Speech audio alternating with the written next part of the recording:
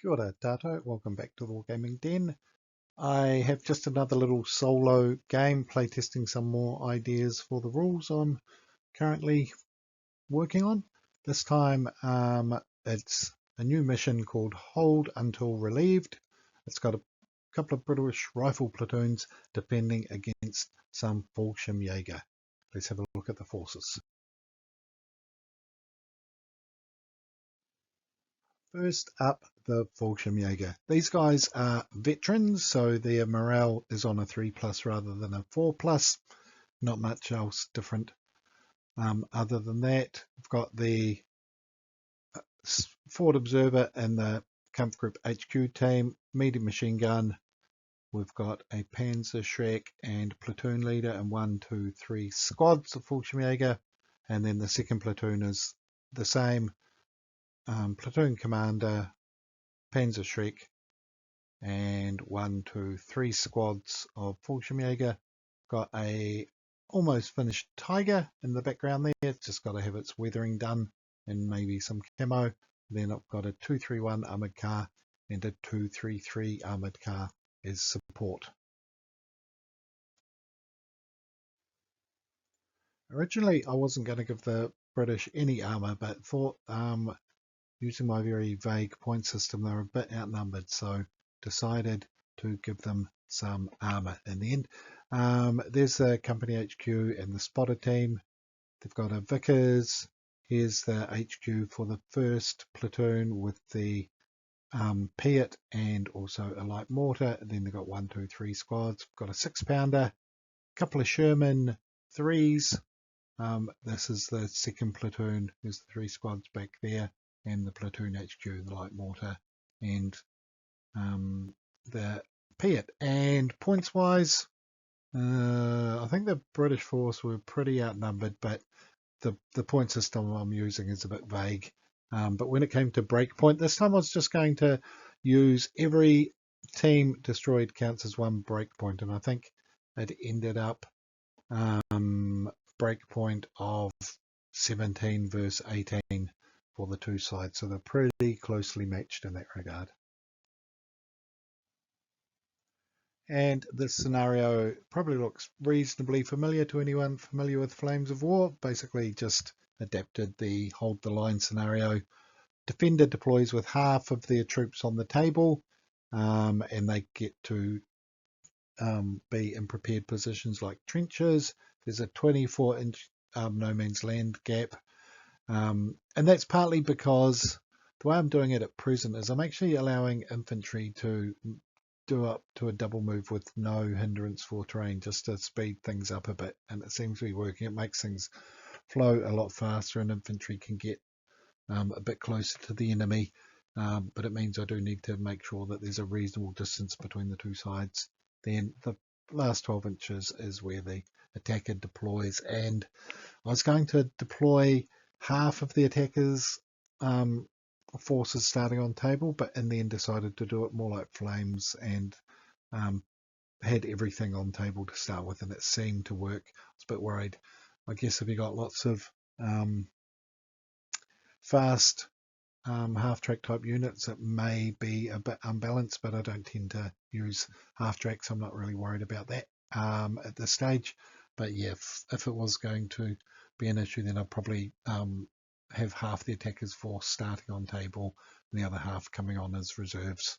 But for today's mission, this is the way it was. Oh, and also Flames of War style ambushes. The defender got 2 ambushes that they could place anywhere in their half of the table, and they had to be, I think, 12 inches away from recon units or 8 inches away from non-recon and in cover.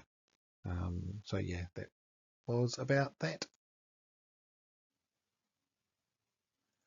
Okay, and here we have the deployment. British put an infantry section just in front of this building.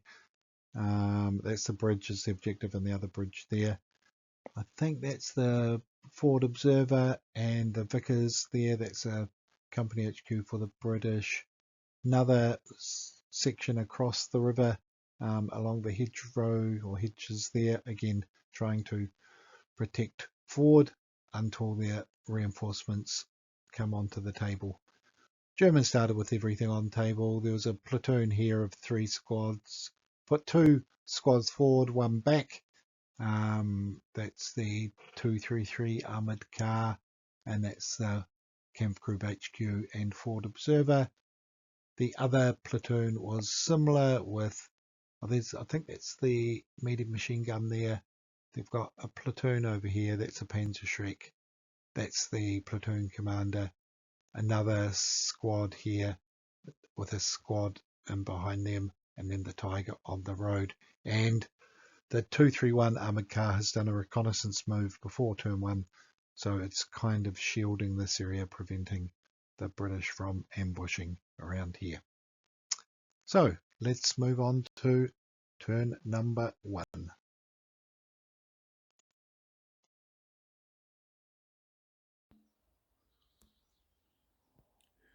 Turn 1, not a lot of action. The mission is called Hold Until Relieved, which is based on the Flames of War hold the line scenario. So basically the British infantry, couple of platoons, they've got a 6-pounder and an infantry section in ambush defending the 2 bridges. Germans have to capture one of the 2 bridges.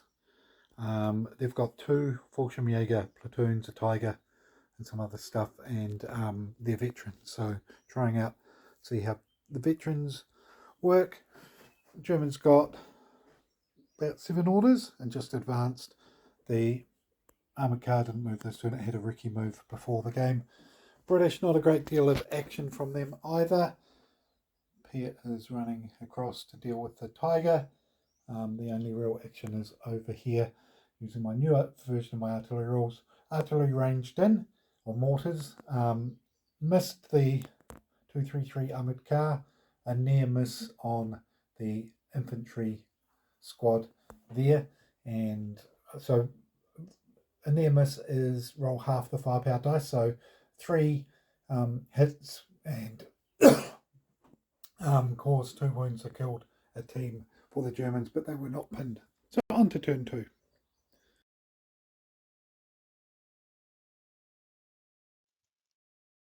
Here we have a bit of a top-down view. British infantry, Germans advancing to the hedgerow, supported by the armoured car. That's the platoon that got, or squad that got hit by the artillery. Only a few orders, so those guys didn't move. The Tiger advanced, the medium machine gun advanced, and infantry advanced into there. So that was about turn 1. Right, turn 2, Germans went first, advanced over here, didn't cause any, they spotted the British infantry, but didn't cause any wounds. The British saved them all. Advanced over here, the armoured car failed to spot the infantry. A couple of squads advanced. That's the spotter, just get into position. So not a great deal of action. The Tiger failed to spot the dug-in infantry in front of the building. For the British side, they tried to call in regimental artillery onto the Tiger, but was denied at this stage. Piet's moving across to try and support best he can, and the infantry here open fire, but all were saved again. So on to turn 3. And again from the top, so infantry here. I think the other infantry are sneaking through there. Tigers advanced, didn't hit the infantry though. And up here, infantry advanced to the edge of the field, and looks like more infantry have advanced there as well. So Germans are making steady progress. Right, things are heating up on turn 3. British went first. This section eventually got pinned, but first off they pinned this German squad, killed the stand, but the Germans in their turn used their lieutenant to come forward, and they unpinned. These guys moved forward, put another hit on, but didn't do anything. The Tiger weathered a bit of a storm, got hit by a Sherman, glancing hit. Sherman's at long range and didn't do anything. Passed the morale check, and then just here, as you can see, 6-pounder ambushed, hit it in the side, and just failed to damage it. And again, the Tiger passed its morale check, and then it got hit by some regimental artillery, which again managed to hit it, but again, no damage to the Tiger. So living up to its fearsome reputation. Reserves have started to come on. A section of Indian infantry and 2 Shermans. 1 Sherman fired, as I said, and the other one then towards the end of the round fired smoke to conceal them against the Tigger. And Germans only got a total of 6 orders, only rolled a 3, so they didn't do a great deal on their turn, and they haven't actually moved on this flank. But on to turn 4. Right, the British infantry are pinned here. The Tiger weathered the storm, but then the Sherman dropped around a smoke in front of it to try and nullify it a bit. Infantry here have set themselves up for an assault, and not a great deal of action over that side. I don't think there were that many orders. So the way each turn goes is we roll for how many orders, then we roll 2 dice to see who gets the initiative. So one side could actually get 2 rounds of actions before the other. You can interrupt fire and stuff, but trying to get away from just a standard I go, you go, trying to make it a wee bit more fluid. So ideally what the Germans are hoping for here is if they get initiative, they can charge these pinned infantry and assault them with no defensive fire. That's the plan anyway.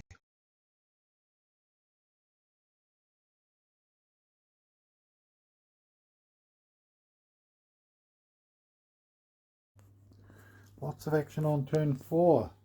The Tiger got taken out by the 6-pounder. The 6-pounder rolled a 9 to damage plus its AT, and the flank shot was enough.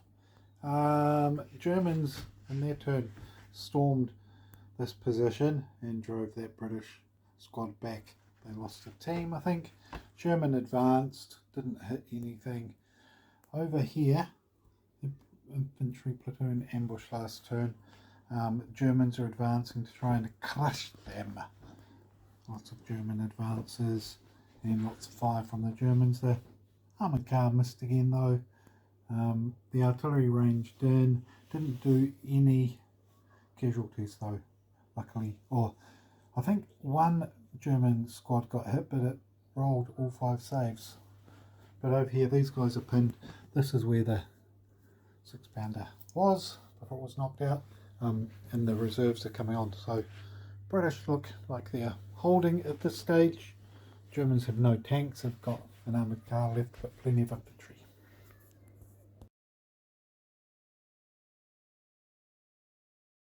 So successful assault here. They've occupied the first forward positions, but there's reinforcements streaming forward. Indians there, more Indians. That's a remnants of a squad that are pinned. That's where the 6-pounder was. It destroyed the Tiger though before it was knocked out, and making a bit of progress over this side as well. So things are looking interesting.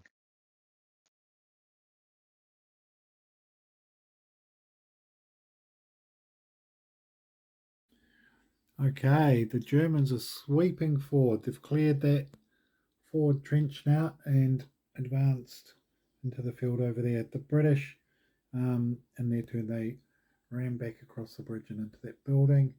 Indian reserves are surging forward. More Indian reserves over here. Germans assaulted the remnants of that section that had been near the bridge, and then advanced into the building, so they're nearly contesting. Sherman's moved forward though. There's lots of Indian infantry holding that, so it's going to be hard for the Germans to winkle them out. And they've really only got a couple of armoured cars left. I think the Germans lost about 9 teams to the British 6 or 7, so British have an advantage, and they've also got the 2 Shermans left on table as we roll on to the next turn.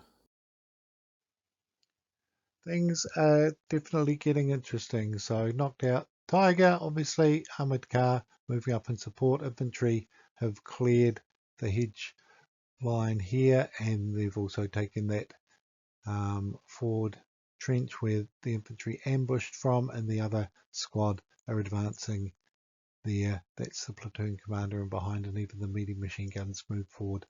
The general idea of fire and maneuver seems to be working, of one unit to pin and then a second unit to assault.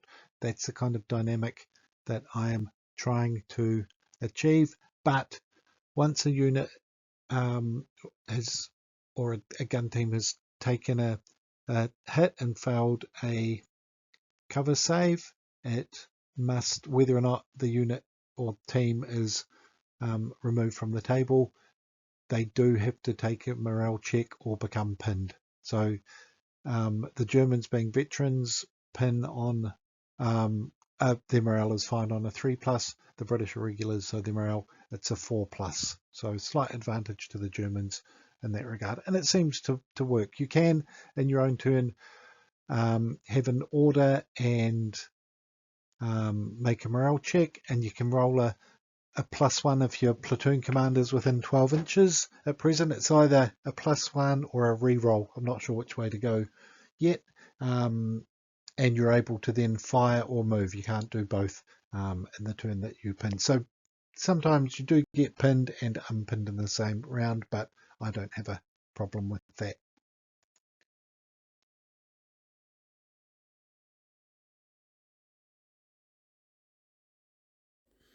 Not a great deal of action. Low orders for both sides. Germans got 6, British got 5 orders, I think. German artillery ranged in on that building and actually killed the spotter. Some German units unpinned. They managed to pin that Indian section across the river, but didn't cause any damage, and not a great deal of action over here. Indians are holding there. It's going to be hard for the Germans to take that, but they're now trying to focus on the other bridge. But we'll just have one more turn, and then I'll probably call it quits for the day, I think. And again, just a top-down overview to give more of a spatial awareness of where all the action is. Sherman's advancing over there, the other one's halted by the bridge. So even though the Germans are here, the British and Indians have got this objective contested, pushing forward a bit over here. But as you can see, very few orders this turn. Germans only get 4 by the looks of it, and they tried to range in their mortars as one of those. There's some pinned infantry over there. That's where the mortars were ranging in on. And the new mortar and artillery rules seem to be working. So I might try them again in the next game using this method. And here's just an interesting shot. These guys are actually sub Penn's Grenadiers. I was short 1 squad of fallschrimjager. But what you'll notice here is my buildings are actually slightly under scale for the size of the infantry. I think they're closer to 1/100th 15 mil scale, but as long as the infantry aren't too close to them, it doesn't look too much of a problem to my eyes anyway. And the reality is, tabletop wargaming like this, the ground scale and the figure scale don't align anyway, and then you add the gun ranges to that. The scales are all out of whack. It's just getting a reasonable footprint for a building to be representative, and so that's why I'm happy to use slightly underscale buildings like this one.